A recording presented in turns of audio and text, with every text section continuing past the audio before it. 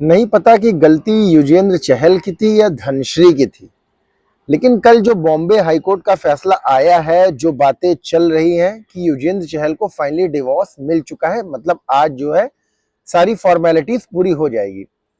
बात लेकिन यहां पर ये नहीं है कि उनके बीच का डाइवोर्स होने वाला है, हो जाएगा। और सबसे पहले बात करते हैं कि जैसा कि न्यूज आ रही थी, खबरें आ रही थी कि यूजी चहल को 60 करोड़ रुपए देने पड़ेंगे एलिमनी मनी के रूप में धनश्री को या धनश्री की फैमिली को। लेकिन शायद धनश्री की फैमिली ने 60 करोड़ रुपए लेने से मना किया है। उन्होंने कहा हमें इतने पैसे नहीं चाहिए। तो फाइनली 4.75 करोड़ पे बात हुई, जिसमें शायद यूजी चहल ने 2.37 करोड़ जो है वो धनश्री की फैमिली को दे दिया है। अब 22 तारीख से आईपीएल स्टार्ट होने वाला है, तो बात वहां ये फंस रही कि जो भी कुछ प्रोसेस है उसके लिए आईपीएल के टाइम के लिए यूजी चहल को टाइम दिया गया कि वो अपना टाइम ले सकते हैं। आजकल डाइवोर्स इतनी कॉमन सी चीज हो गई है और एलिमनी मनी इतनी कॉमन सी चीज हो गई है, हम लोग रोज देख रहे हैं कि कहीं पति चीट कर रहा है, कहीं पत्नियां चीट कर रही है। मोस्ट ऑफ द केसेस में जो अभी सुनने को आ रहा है कि लड़कियां चीट कर रही हैं, अपने हस्बैंड को फोर्स कर रही हैं कि वो कुछ गलत कदम उठाएं। अगर धनश्री और यूजी चहल का केस देखा जाए तो क्योंकि हमें कैमरे पर क्या दिखता है, उसके पीछे क्या चीजें हो रही है हम कभी प्रेडिक्ट नहीं कर सकते। किसी का कैरेक्टर एसेसिनेशन तो हम बिल्कुल भी नहीं कर सकते हैं। लेकिन मुझे लगता है कि हमारे लॉ में रिफॉर्म्स होने चाहिए इस केस को बेसिकली लेकर। अगर देखा जाए कि इन दोनों की शादी हुई, इनके पास कोई बच्चे तो थे नहीं, या धनश्री ऐसा तो नहीं था कि डिपेंडेबल नहीं है, और क्या पता किसको भी किसकी गलती थी, then why only husband have to pay alimony money.